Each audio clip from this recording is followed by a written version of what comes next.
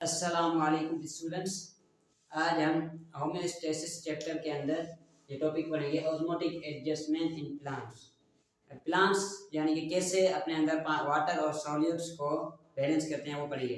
अब osmo regulation की बिना पर प्लांट्स जो हैं वो चार किस्म के हैं। उनमें सबसे पहले कौन सा है? हाइड्रोफाइट्स। ये भी एक प्लांट की किस्म है, ये ऑस्मो रेगुलेशन की बिना पर रखी गई है। हाइड्रो कहते हैं वाटर को, hydro means water and phytes means plants, यानी कि ऐसे प्लांट्स जो कि टोटली पानी के अंदर रहते हों उन्हें हम क्या कहते हैं? हाइड्रोफाइट्स। अब ये प्लांट्स क्या करते हैं? ये प्लांट्स यानी कि पानी के अंदर ही होते हैं। अब पानी के अंदर हैं तो अब इन्हें पानी की कमी नहीं है। अब इन्हें पानी इनके लिए अगर यानी कि ज़्यादा है और खतरनाक भी है, अगर ज़्यादा मतलब अंदर आ गए तो ये पानी क्या होगा? इनके लिए खतरनाक होगा, ये जल जाएगी। तो ये क्या करते हैं? अब इस जल जाने से यानी कि पानी के ज़्यादा हो जाने के खतरे से बचने के लिए ये यानी कि क्या क्या प्रॉपर्टीज इनके पास होती है, क्या क्या करते हैं, तो ये पॉइंट्स हमारे बुक के अंदर लिखे हुए हैं कि इनके अंदर क्या होती है? Do not contain roots. इनके अंदर क्या होती है? रूट्स नहीं होती, या अगर रूट्स होती भी हैं तो वेरी पुअरली डेवलप्ड रूट्स होती है, यानी कि बिल्कुल कमजोर सी जड़ होती है। अब ये रूट्स ना होने से क्या मुराद है? यानी कि रूट्स इसलिए होती हैं ताकि प्लांट क्या कर सके? पानी को हासिल कर सके। अब ये क्या है? हाइड्रोफाइट्स रहते ही पानी के अंदर हैं तो इन्हें पानी की जरूरत नहीं होती, इसलिए इनके पास या तो रूट्स बिल्कुल होती ही नहीं है, अगर होते होंगी भी तो क्या होंगी? बिल्कुल पुअरली डेवलप्ड होंगी, यानी कि बिल्कुल पतली होंगी।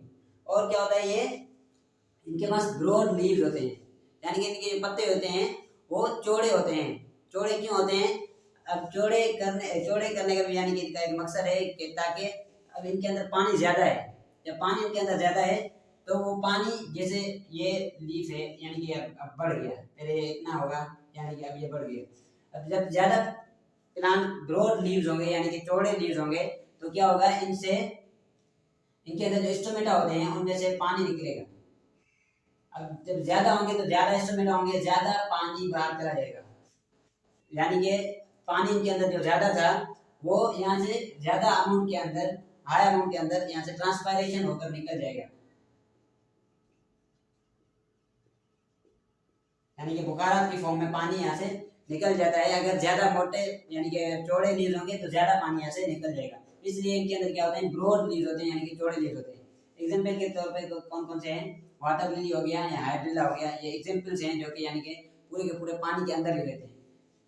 उसके बाद जो प्लांट्स आ रहे हैं वो कौन से हैं? हेलोफाइट्स। हेलो कहते हैं साल्ट को, और फाइट्स मीन्स के प्लांट, यानी कि ऐसे प्लांट्स जो कि साल्टी एरिया में रहते हैं। कहाँ? साल्टी एरिया, जैसे समंदर हो गया, ऐसे ऐसे इलाकों में जो प्लांट्स रहते हैं उन्हें हम क्या कहते हैं? हेलोफाइट्स। अब इनके पास क्या मसला होता है कि इनके जिस जगह पर रहते हैं वहाँ पर साल्ट ज़्यादा होता है और इनके जिस्म के अंदर साल्ट कम होता है। अब साल्ट की एक खासियत ये है कि वो पानी को अपनी तरफ खींचता है। अब अगर प्लांट के बाहर साल्ट ज़्यादा है तो वो साल्ट क्या करेगा? उसके जिस्म के अंदर का जो पानी है उसे खींच देगा, अपनी तरफ सारा खींच देगा। इसकी वजह से प्लांट्स को ये खतरा होगा कि उसकी जिस्म में पानी की कमी हो जाएगी। तो इससे बचने के लिए प्लांट्स क्या करते हैं? वो कुछ पॉइंट्स हमारे बुक के अंदर बताए गए हैं। कौन कौन सी? कि ये क्या करते हैं? डेवलप साल्ट ग्लैंड्स, एक साल्ट ग्लैंड्स पैदा करते हैं, यानी कि ऐसी चीज़ें पैदा करते हैं जिससे साल्ट प्रोड्यूस हो, ताकि साल्ट अंदर जिस्म के अंदर साल्ट प्रोड्यूस होगा तो पानी जो इसके अंदर है वो साल्ट के साथ चिपका रहेगा, बाहर नहीं चला जाएगा। और ये क्या करते हैं? Plants oppose salt to move outside the vacuole, और इनके सेल के अंदर जो वैक्यूल होता है उसके अंदर साल्ट को जमा करते हैं, उसको बाहर निकलने नहीं देते। अगर वो बाहर चला जाएगा तो उस साल्ट के साथ पानी में सारा चला जाएगा, जिसकी वजह से इनको क्या खतरा होगा? डिहाइड्रेशन का। डिहाइड्रेशन यानी कि पानी की कमी हो जाएगी, डिहाइड्रेशन यानी कि पानी की कमी हो जाएगी। और ये क्या करते हैं? ये कुछ साल्ट को अपने लीव्स, जो लीव्स होते हैं उन लीव्स पर भी स्टोर कर देते हैं। अब मैंने आपको बताया कि साल्ट का काम क्या है? कि पानी को अपनी तरफ खींचना।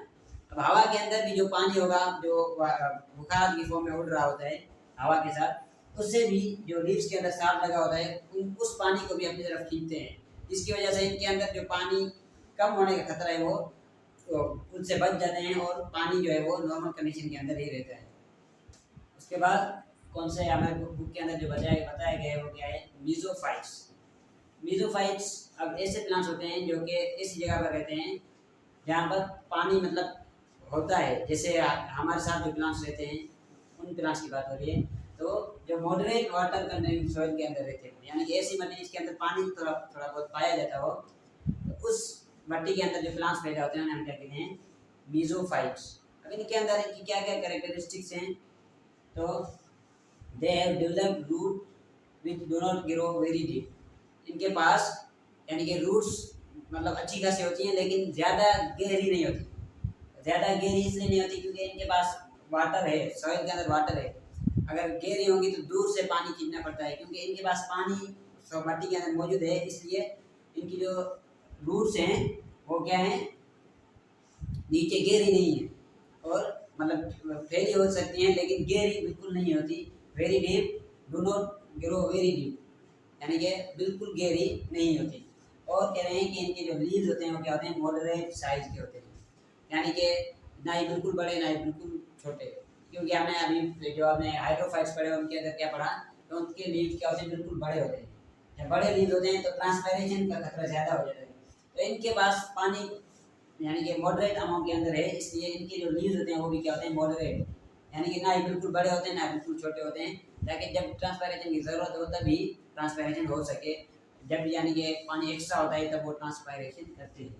उसके बाद लास्ट जो है वो क्या है, ज़ीरोफाइट्स। ज़ीरोफाइट्स यानी कि ऐसे प्लांट्स ऐसी जगह पर जहाँ पर रहते हों जहाँ पर पानी बिल्कुल ना होने के बराबर हो, जैसे रेगिस्तान है।